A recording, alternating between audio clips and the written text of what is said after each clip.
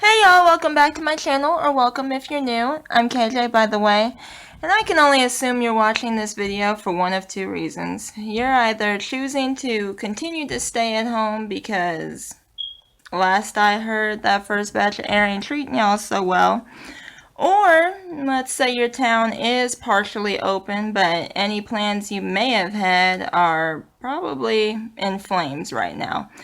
So at this point, you're bored out of options and you're about this close to watching your childhood cartoons, and that is a sad state to be in. So without further ado, I'm just going to put you out your misery. But before I do, disclaimer, these shows slash movies are not particular to Netflix or YouTube. They're just shows that I've been able to find on the internet without much effort.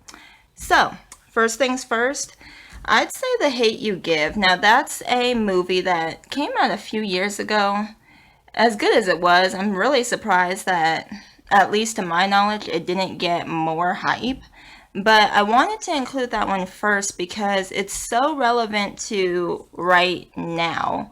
And it really does deserve a lot more recognition for how well it portrayed everything that we're dealing with right now with the riots and whatnot. It just masterfully portrayed everything. And I just think that it could use a little bit more recognition for that. So, I'm not sure. I haven't looked for it online. You could probably find this one on YouTube, but like I said, I don't know. I actually was able to see this one elsewhere. But, next one, Dog the Bounty Hunter. Now, this one is pretty much in the title. And I'm sure most of you already know about Dog the Bounty Hunter, but if you're not familiar with him, he's a famous bounty hunter who does goes on hunts with his family, his kids, his wife, brother at one point, nephew, daughter, whole 9 yards. And they hunt in Hawaii and Colorado. This show is really old, it doesn't even come on anymore, but it's pretty easy to find episodes. Next, 60 Days In. This is a show I found recently, not that long ago, and I'm already hooked. I'm about to look up more episodes after I'm done filming this. Basically, it's where I don't even know how many, I would say around 6 participants, as they're called in the show, go into a jail and they pretend to be inmates, and while they're inmates in this jail, they're busy working on what's called their missions. And those missions range from learning more about the prison operations to prison gangs and things of that nature. So, good show. It's a nail biter. It'll definitely keep you hosed in for a good 45 minutes. So, hey, for being stuck at home, you can't complain. I don't know if y'all can hear that, but there's been some construction work going on next door for a few days now, so just pardon the banging, okay? Now, the next one is Married at First Sight, Honeymoon Island. This one is another show I don't know why I watched. I just found it at about, 1 o'clock this morning, actually, before going to bed, and I was like, let me see what that's about, because we all know there's pretty much a reality show for everything. And this one kind of gives me probably Bachelor and Bachelorette vibes, but a little bit different. I think they have other versions of this show, but Honeymoon Island is the one I'm watching now. Decent show. And parts of it, I will warn you, parts of it are maybe just a little cringy, but not too bad. You'll just have to watch the show and see if it's a fit for you. Next is Manhunters. Now, this is Dog the Bounty Hunter in a sense, but instead of bounty hunters, it shows U.S. Marshals. capturing fugitives in the New York slash Newark, New Jersey area. And they also do some traveling too, though, if somebody happens to be in a whole nother state. Decent show. I feel like it's not as action-packed as Dog the Bounty Hunter. I feel like Dog has a bit more of a punch to it. There's definitely a lot of action that keeps you locked in.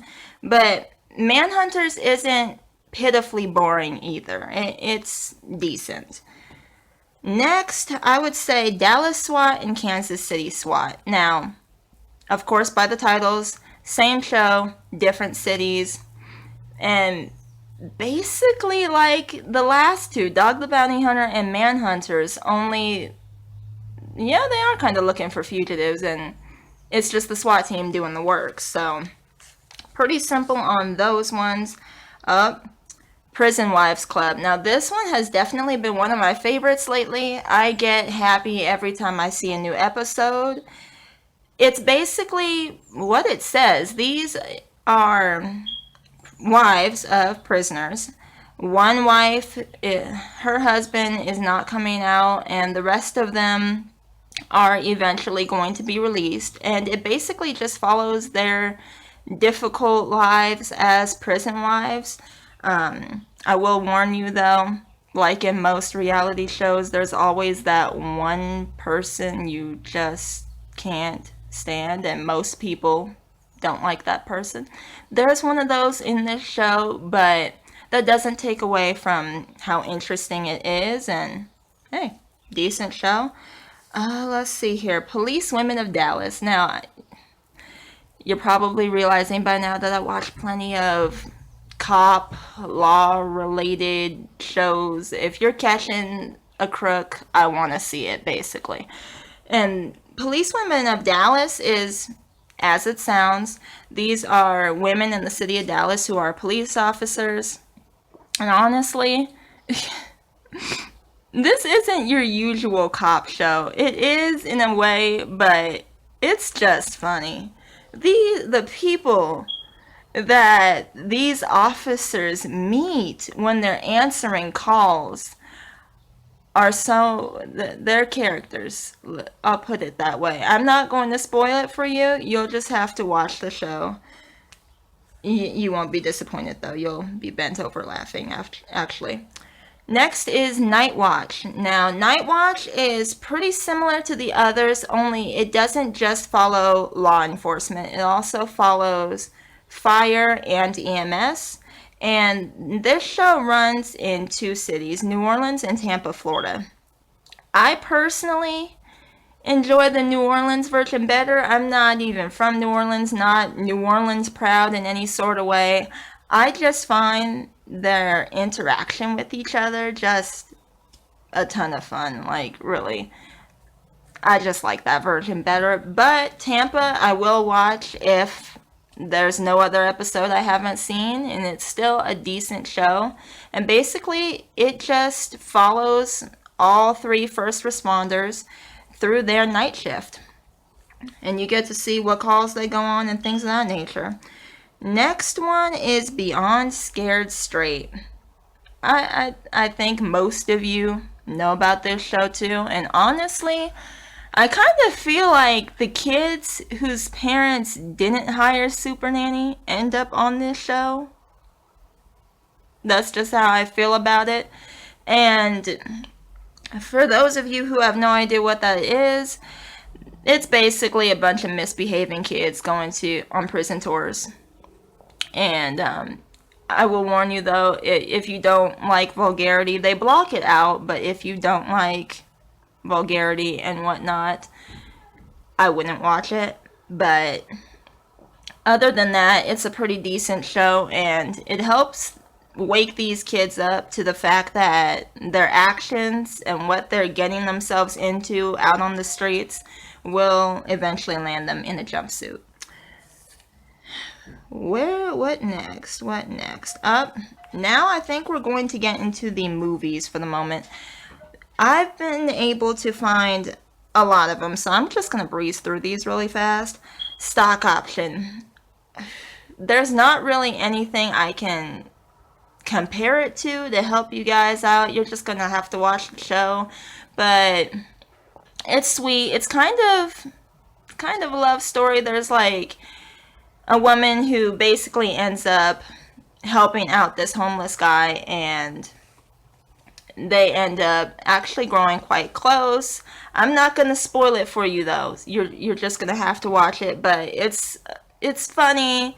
It's entertaining. It keeps you locked in, and it's also really sweet. So, good movie. Come Back Dad. This one is basically about a woman whose dad wasn't around when she was growing up, so she ends up creating a lot of resentment towards him for that, and it basically shows them working through that. And so I'm gonna say, because we don't do spoilers on this channel. Next up, My Other Mother.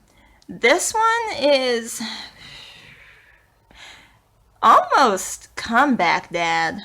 It really is. I never thought about it, but now that I think about that, it's pretty much Comeback Dad, but instead, there's this woman who has a little bit of smidge of resentment, but a little bit of curiosity about her mother as well, and she basically finds her mother and tries to get to know her, and basically Comeback Dad, but with her mom. Marry Me for Christmas. Now, I know it's late May, working on June. You're probably wondering why I'm talking to you about a Christmas movie, but if we're all stuck in the house and we've pretty much run through Netflix and anything else we were able to watch, so why not? I don't see anything wrong with watching a Christmas themed movie in the middle of June. I don't. That's just me though. Okay. But I'm not even going to describe this one, because to describe this movie, I would have to go on a long bunny trail about the plot, and I'm not about to spoil it for you. Just go and find that one. I found it on YouTube, so there's a tip. Now, the rest of these, most of these actually, are from the 90s. I tend to be a little old school. I do prefer 90s, early 2000s when it comes to TV shows, movies, music. I hardly listen to the new stuff. I just like it old. And to me, it was better quality than what we have going on now. But without going on a rant, first one, A Thin Line Between Love and Hate. Warning, for most of the ones I'm about to call off from the 90s, I believe they're rated R, so if you're not 18 and up, I wouldn't recommend it, or ask your parents if they've seen it, and if they're cool with it, then you can go ahead and watch it. But for those of you who are of age, it's just plain funny. Honestly, it really is plain funny. I don't want to spoil it for you, because this too, I would have to go on a long tangent about the storyline, but it's just plain funny. I think it has Eddie Murphy? Yeah, Eddie Murphy in it. And usually anything with Eddie Murphy in it is a hit with me, because I love comedy movies. I do. I really do. And the next one is Friday, Next Friday, and Friday After Next. This is a sequel, also from the 90s. I believe it's rated R, so age restriction there. But these also are just plain funny. I don't want to ruin it for you. I don't want to say too much, because if I do, then you'll feel like you already watched it just from hearing me talk about it. So you're just gonna have to watch. Plain funny. If you enjoy, spending an hour or so bent over laughing like I do, you can't go wrong. You really won't be disappointed. Just go find the movies. Next, Romeo Must Die. This one is actually more so 2001? I think 2001. And this one is also difficult to describe. I cannot really give you guys a movie that most people are already familiar with and say it's similar to that. And there's Aaliyah in it, Jet Li, and I think a little bit of martial arts. So I wouldn't call it a Karate Kid of sorts, but just go watch it. That one too is good, and literally it's a great way to spend an hour. It really is. Also, Madea anything. Anything having to do with Madea, Tyler Perry, is just a great way to spend some free time. I mean, as you can probably tell by now, I enjoy laughing. I do. I enjoy comedy, anything. I'll watch comedy videos. I love hilarious memes. And same goes for funny movies. And Madea has always been known for keeping people bent over. So I don't even have any particular movie for that. Just go find something with Madea in it and spend the rest of your day binge watching that. Also, let's see here. The Pursuit of Happiness. Now this one, I think you mainly watch it for the message. It's one of those movies, it's entertaining, yes, but it's not necessarily entertaining by way of hilarious or anything like that from what I recall. It's been quite a few years since I've seen that movie, but mainly you watch it for the message. The message is just amazing. I'm not going to spoil it for you, but it's a great movie. It really is. Once again, go find it. Where's the Love? I left out a movie. Where's the Love? This one,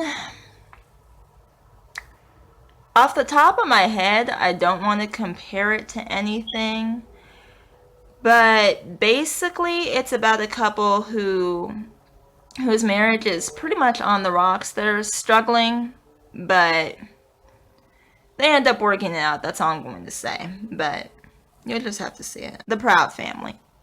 This, I don't know, I just love that show. It was just such a funny, relatable in quite a few ways sitcom about a black family and this teenage girl navigating school, fake friends, people who get on her nerves.